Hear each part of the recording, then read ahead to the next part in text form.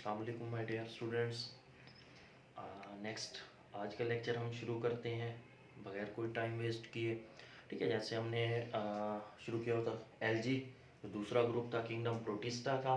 ठीक है, तो उसमें हमने यूग्लिनाइड्स भी देख लिया था। यूग्लिनाइड्स के साथ साथ हमने जो है ना डाइनोफ्लैजिलेट्स को भी डिस्कस किया था।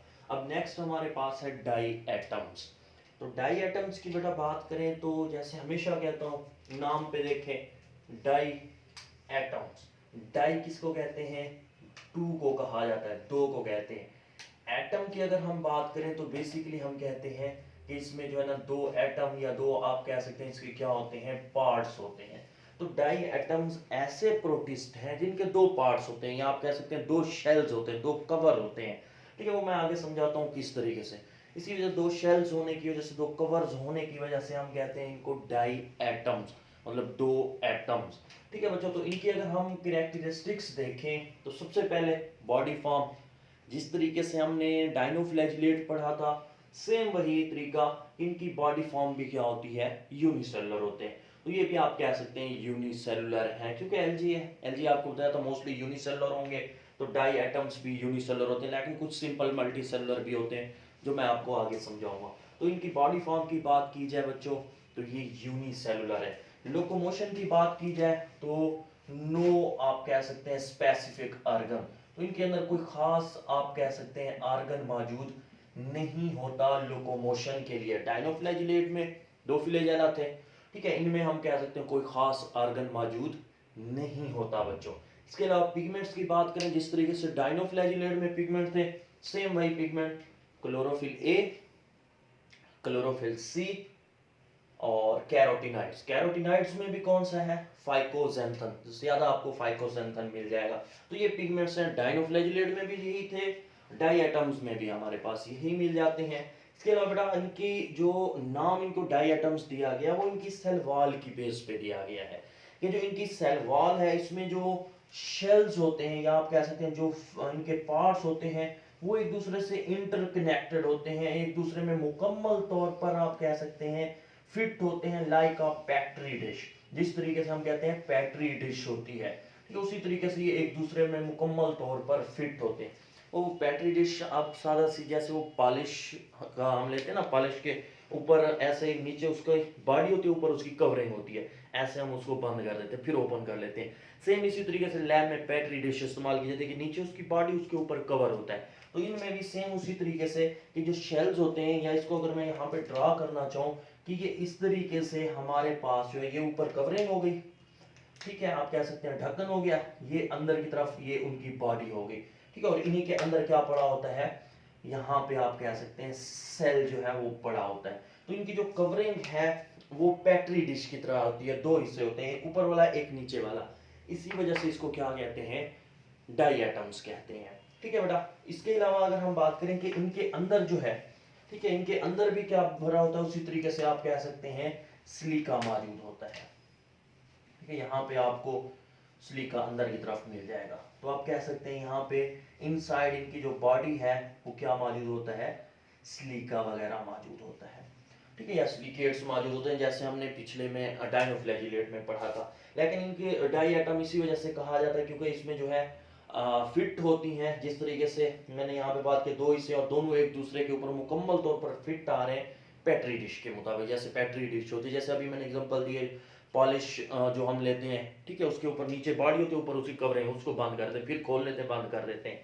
तो सेम उसी तरीके से पैट्री डिश होती है कि ये ऊपर कवरिंग होगी, नीचे उसकी बॉडी होगी, अंदर क्या पड़ा हुआ है, सेल पड़ा हुआ है, और इसी के अंदर बेसिकली सिलिका वगैरह भी भरा हुआ होता है। ठीक है बच्चों, तो ये इसी वजह से इसको डाई एटम्स कहते हैं, दो हिस्से, दो पार्ट्स मौजूद होते हैं। इसके अलावा इसकी इकोलॉजिकल इंपॉर्टेंस की बात की जाए तो इकोलॉजिकल इंपॉर्टेंस में इक्वेटिक, इक्वेटिक के लिहाज से मराइन है, ठीक है, समंदर में ज्यादा, और समंदर में जिस तरीके से डाइनोफ्लैजिलेट थे ये भी फोटोसिंथेटिक ग्रुप है और लार्जेस्ट ग्रुप है। आप कह सकते हैं कि ये जो है पहले नंबर पे आप कह सकते हैं फर्स्ट लार्जेस्ट ग्रुप, आप कह सकते हैं फर्स्ट लार्जेस्ट फोटोसिंथेटिक ग्रुप। ठीक है, तो ये फोटोसिंथेटिक पहले नंबर पे है, जो सबसे ज्यादा आप कह सकते हैं फोटोसिंथेसिस करते हैं। दूसरे नंबर पे डाइनोफ्लैजिलेट होते हैं, पहले नंबर पे हमारे पास डाई एटम्स होते हैं। ठीक है बच्चों, तो डाई एटम्स जो है इसी वजह से हम यहाँ से अंदाजा लगा सकते हैं कितना इंपॉर्टेंट है समंदर के अंदर। ठीक है, तो मराइन के अंदर, समंदर के अंदर ये पहला आप कह सकते हैं लार्जेस्ट ग्रुप है फोटोसिंथेसिस के, इतनी ज्यादा फोटोसिंथेसिस करते हैं। इसके अलावा क्योंकि ये फोटोसिंथेसिस प्रोड्यूसर्स हैं बच्चों, तो प्रोड्यूसर्स होने की वजह से हम कह सकते हैं ये फूड चेन में भी अहम किरदार अदा करते हैं, क्योंकि मोस्टली फूड चेन्स में ये पहले नंबर पे होते हैं। फूड चेन में हमें पता है कि पहले नंबर पे हमेशा प्रोड्यूसर्स होते हैं। प्रोड्यूसर्स को कोई खाता है, फिर उनको कोई और खाता है, फिर उनको कोई और खाता है, इस तरीके से चेन बनती जाती है कि एक को दूसरा, दूसरे को तीसरा, तीसरे को चौथा, चौथे को पांचवा, तो ये फूड चेन बन जाती है। लेकिन इनका जो पहला मेंबर होता है वो हमेशा प्रोड्यूसर्स होते हैं। तो हम कह सकते हैं कि ये जो डाई एटम्स हैं ये फूड चेन में हमेशा पहले नंबर पे होते हैं। तो ये फूड चेन चलाने के लिए, फोटोसिंथेसिस करने के लिए, फोटोसिंथेसिस में भी आप कह सकते हैं खुराक भी देते हैं, ऑक्सीजन भी देते हैं मराइन इन्वायरमेंट को या समंदर वगैरह के अंदर। ठीक है बेटा, तो ये हमारे पास इसकी इकोलॉजिकल इंपॉर्टेंस आ गई। इसके अलावा इनकी एग्जांपल्स की बात करें बच्चों, तो इनके एग्जांपल में हमारे पास डायटमा, ठीक है, तो डायटमा हो सकते हैं, और इसके अलावा पिनुलेरिया, ठीक है, पिनुलेरिया हो सकता है, फ्रेगुलेरिया, ठीक है, तो फ्रेगुलेरिया हो सकते हैं, पिनुलेरिया हो सकते हैं, और डायटमा हो सकते हैं। इनकी बेस्ट एग्जांपल है, ये समंदर के अंदर पाए जाते हैं और मेजर फोटोसिंथेटिक ग्रुप हैं जो समंदर में फोटोसिंथेसिस के लिहाज से पहले नंबर पे एलजी के ग्रुप में आते हैं। ठीक है बच्चों, तो ये हमारे पास डाई एटम्स आ जाता है। दोबारा सुन लें, di atoms, di two atom parts, दो पार्ट्स होते हैं, इसी वजह से इसको डाई एटम्स कहते हैं। ठीक है, और इनकी जो बॉडी है यूनिसेलुलर होती है, लोकोमोशन के लिए कोई खास ऑर्गन इनमें मौजूद नहीं होता। पिगमेंट्स वही डाइनोफ्लैजिलेट्स वाले ए, क्लोरोफिल सी और कैरोटीनॉइड्स मौजूद होते हैं। सेल वॉल में अगर देखा जाए तो इनके जो शेल्स होते हैं वो फिट होते हैं लाइक अ पेट्री डिश के, ऊपर उनकी कवरिंग है, नीचे बॉडी है, उसी के अंदर सेल पड़ा हुआ है।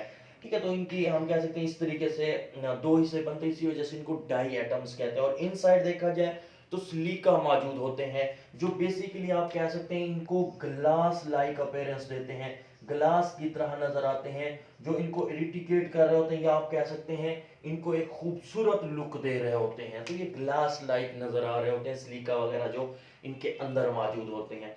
इसके अलावा इकोलॉजिकल इंपॉर्टेंस में बात की जाए बच्चों, तो ये इक्वेटिक, सॉरी आप कह सकते हैं इक्वेटिक, हाँ ये इक्वेटिक या मराइन इन्वायरमेंट में सबसे बड़ा फोटोसिंथेटिक जो ग्रुप है वो डाई एटम्स का है। ठीक है, और फूड चेन में भी पहले नंबर पे आपको डाई एटम्स मिलेंगे, क्योंकि प्रोड्यूसर्स हैं, अपनी खुराक खुद बना रहे हैं समंदर के अंदर, फोटोसिंथेसिस करवा रहे हैं। इसके अलावा इनकी जो बेस्ट एग्जांपल्स हमारे पास आती हैं वो डायटोमा है, पिनुलेरिया है, और इसके अलावा हमारे पास क्या आ जाता है बच्चों, फ्रीगुलेरिया। तो ये आपके पास एग्जांपल्स आ जाती हैं। एग्जांपल्स आपने लाजमी याद रखनी है।